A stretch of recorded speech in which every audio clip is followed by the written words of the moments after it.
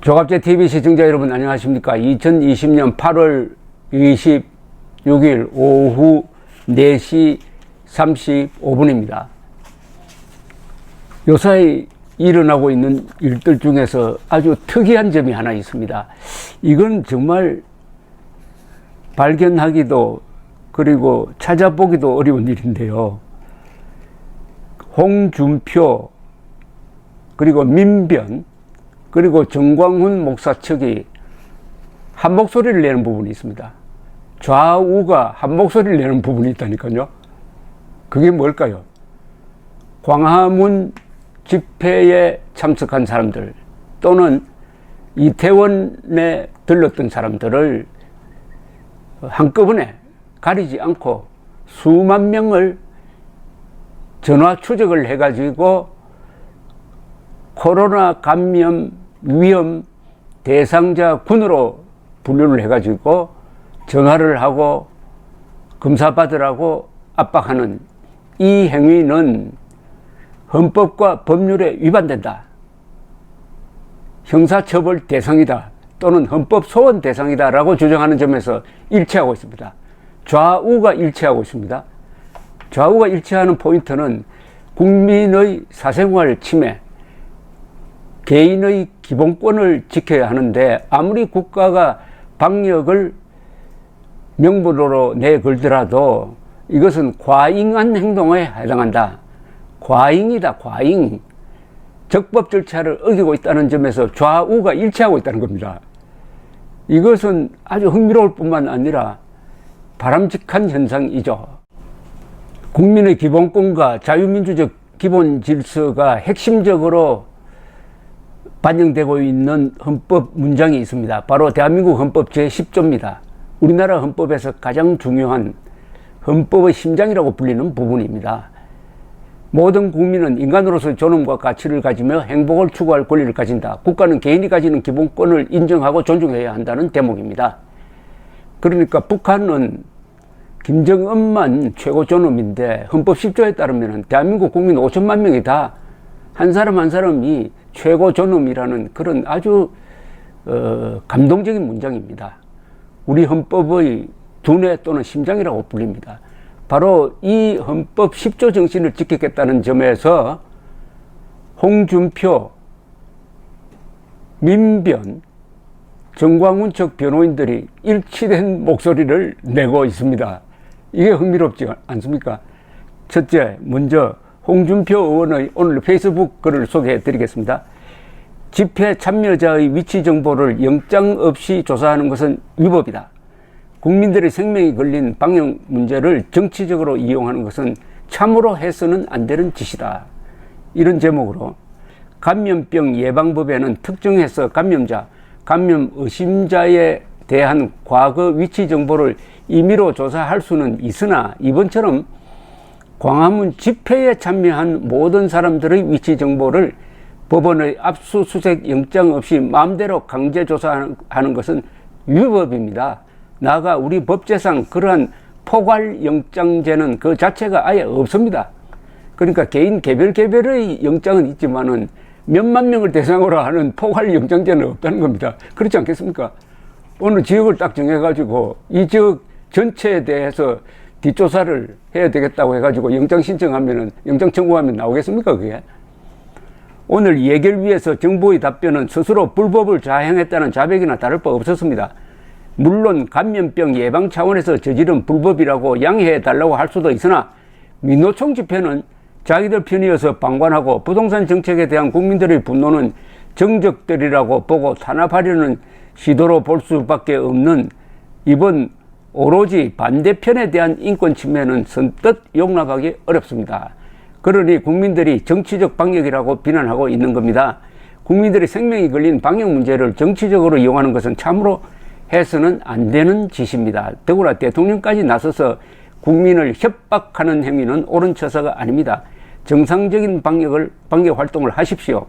그리고 더 악화되기 전에 부동산 문제도 정상으로 돌리십시오. 자, 그 다음에 이제 사랑제일교회가 나왔습니다. 사랑제일교회 변호인단 소속 강연재 고영일 변호사 등은 오늘 오후 2시 서울 서초구 대검찰청 앞에서 기자회견을 열고 의학적 타당성 없이 무소불위의 권력을 휘두르며 마녀 사냥식, 국민 신체에 대한 강제검사, 강제통신조회, 강제감금은 일반적 자유민주국가에서 용인될 수 없는 심각한 범죄 행위라고 주장했습니다. 이들은 이날 정세균 중앙방역대책본부 본부장, 서정엽 서울시장 권한대행을 직권남용, 강요죄 등으로 고발했습니다. 서울시와 중앙방역대책본부가 지난 15일 집회에 참가한 국민들의 개인정보와 위치정보를 이동통신사로부터 불법 제공받았다는 것입니다. 박능우 보건복지부 장관에 대해서는 방역을 빌미로 교회 예배를 전면 금지했다며 예배 방해죄로 고발했습니다. 지난 21일 신도 명부 확보 등을 위해 교회에 대한 압수수색을 진행한 경찰도 함께 고발 대상이 됐습니다. 사랑제일교회 변호인단은 경찰은 변호인에 대한 통지 없이 정광훈 목사 핸드폰을 제출받았고 영상기재 수사 범위를 벗어나 교회 건물 내의 기독자유통일당 사무실에 침입한 후에 불법 수색을 했다면서 장하연 서울지방경찰청장과 압수수색을 한 경찰들을 고발했습니다.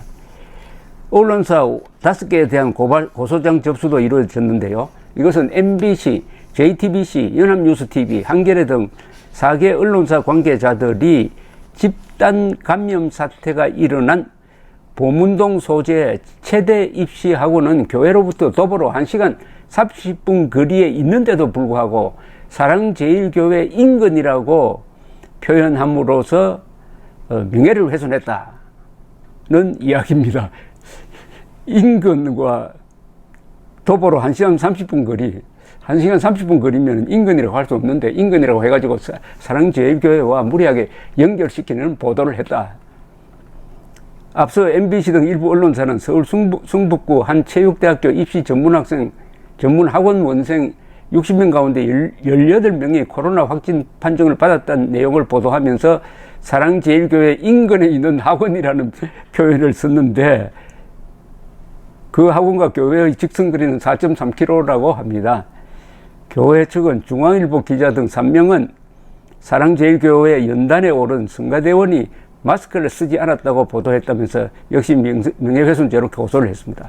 한편 교회 측은 질병관리본부에 정보공개 청구 신청 내용도 신청을 했다면서 그 내용을 공개했는데 질병관리본부가 사랑제일교회 관련 누적 확진자라고 분류한 사람들 전원의 확진자 번호와 근거, 사랑제일교회만 굳이 전파시설 명단을 일일이 작성하여 발표하는 이유를 공개하라는 겁니다. 이들은 질병관리본부가 과학적 근거도 없이 사랑제일교회 관련 확진자 수는 841명이라고 발표하여 교회가 코로나 2차 팬데믹의 주범이라는 사회적 인식이 널리 퍼짐으로써 심각하게 명예를 훼손당했다고 했는데 그 근거를 대라 이렇게 나왔습니다. 자, 민변은 이게 좀 시간이 지난 건데요. 이게 헌법 소원을 했습니다. 보다 아주 치밀하게 논리를 구성을 했습니다. 지난 7월 31일입니다. 코로나19 관련 이태원 기지국 접속 정보 처리에 대한 헌법소원 청구. 그 내용은 이겁니다. 민주사회를 위한 변호사 모임 디지털정보위원회 등 참여연대도 포함되어 있네요. 이런 이른바 진보단체가 보건복지부 장관, 질병관리본부장, 특별시장, 서울특별시장, 서울지방경찰청장이 지난 5월 18일 코로나19 대응을 명목으로 이태원을 방문한 약 10,000명의 휴대전화 기지국 접속 정보를 요청하고 수집 처리한 행위가 개인정보 자기결정권, 사생활의 비밀과 자유, 통신의 비밀과 자유, 일반적 행동 자유권을 침해하므로 위헌이라는 결정을 구하는 헌법소원을 청구했다고 합니다. 보건복지부 장관 등이 이태원 방문자들의 기지국 정보 처리 행위의 법적 근거라고 주장하고 있는 감염병의 예방 및 관리에 관한 법률의 관계 조항도 헌법 심판 대상으로 딱 지정을 했습니다. 이들이 주장한 논리 중에서 이것은 이태원 출입자에게만 해당되는 것이 아니라 그 논리를 그대로 옮기면은 결국은 광화문 집회 참여자에 대한 휴대폰 추적 또 위헌이다라는 논리가 성립됩니다. 민변은 이렇게 주장을 했습니다. 무엇보다 이태원 인근에 감염병 확진자가 발생했다는 사실만으로 해당 지역에 방문한 만여 명을 모두 감염병 의심자로 간주하고 광범위하게 정보를 수집 등 처리한 것은 불공정하고 불공평한 수단으로서 그 적합성을 인정하기 어렵다. 또한 2주간 이태원 일대를 방문한 불특정 다수의 개인정보를 처리하고 개인의 기주국 접속 기록 등 필요 이상의 개인정보를 수집한 것은 침해의 최소성 원칙에도 정면반한다. 특히 서울시는 클럽 출입자 명단 및 신용카드 내역 등을 검토하여 확진자의 주요 동선에 포함된 이태원 클럽 및 주점에 방문한 5,517명의 명단을 5월 11일 이전에 확보했는데 이런 것도 사생활 침해로서 위헌적이다, 이런 주장입니다. 이 민변의 이 발표문 요지 중에는 이런 대목도 나옵니다. 감염병 예방법에서 경찰이 위치정보 취득의 매개 역할을 하고, 경찰이 그런 매개 역할을 하고 있던데, 자신의 동선에 대해 사실대로 말하지 않는 것을 감염병 예방법상 범죄로 규정하고 있으면서도 영장주의가 적용되고 있지 않다. 이러려면 반드시 영장을 받아서 집행을 해야 되는데, 이 홍준표 씨 지적대로 포괄적으로, 영장 없이 포괄적으로 어느 지역에 언제부터 30분 동안 노출됐던 사람들은 다 조사한다. 이런 거는 있을 수 없는 인권 침해다, 헌법 위반이다. 는 주장을 했습니다. 청구인과 민변 성명서입니다. 청구인과 단체들은 헌법재판소가 국제인권기준의 원칙과 헌법에 명백히 위반되는 기지국 정보처리 행위 및 감염병 예방법 조항이 위헌임을 확인함으로써 코로나19라는 감염병의 공포 아래 희미해지는 우리 헌법의 가치를 바로 세울 수 있기를 기대한다. 참 오랜만에 자유민주적 기본 질서라는 이 매개를 통해서 좌우가 한덩어리가 된 걸 봅니다. 좌우가 한덩어리 됐다. 홍준표 씨의 주장, 정광훈 측 변호인단의 주장, 그리고 민변의 주장이 딱 일치하고 있다.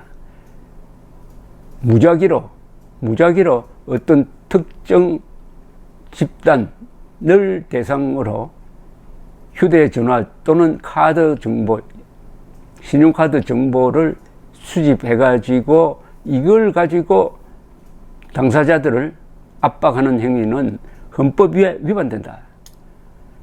국민 기본권에 위반된다. 사생활 침해다. 이런 주장입니다. 이건 상당히 허무한 이야기, 흐뭇한 이야기죠. 흐뭇한 이야기죠. 좌우로 갈려 있더라도 헌법의 가치에 대해서는 같은 생각을 가지고 있으면 그 나라는 헌정 질서가 무너지지 않습니다. 그러니까 집단 이기주의 위에 헌법을 놓는 거죠. 헌법을 놓고 싸우자. 헌법의 테두리 안에서 싸우자. 그러나 헌법이라는 이 규범은 우리가 깨지 말자. 그렇게 하면 좌우가 치열하게 싸워도 민주주의적으로 헌법의 힘을 통해서 문제 해결을 할 수 있다는 희망을 확인할 수 있었습니다. 홍준표, 정광훈 측, 그리고 민변이 국민 개개인의 기본권을 지키기 위해서 한 목소리를 내었다. 아주 오늘의 반가운 뉴스입니다. 이것도 긴급 뉴스입니다. 브레이킹 뉴스입니다. 감사합니다.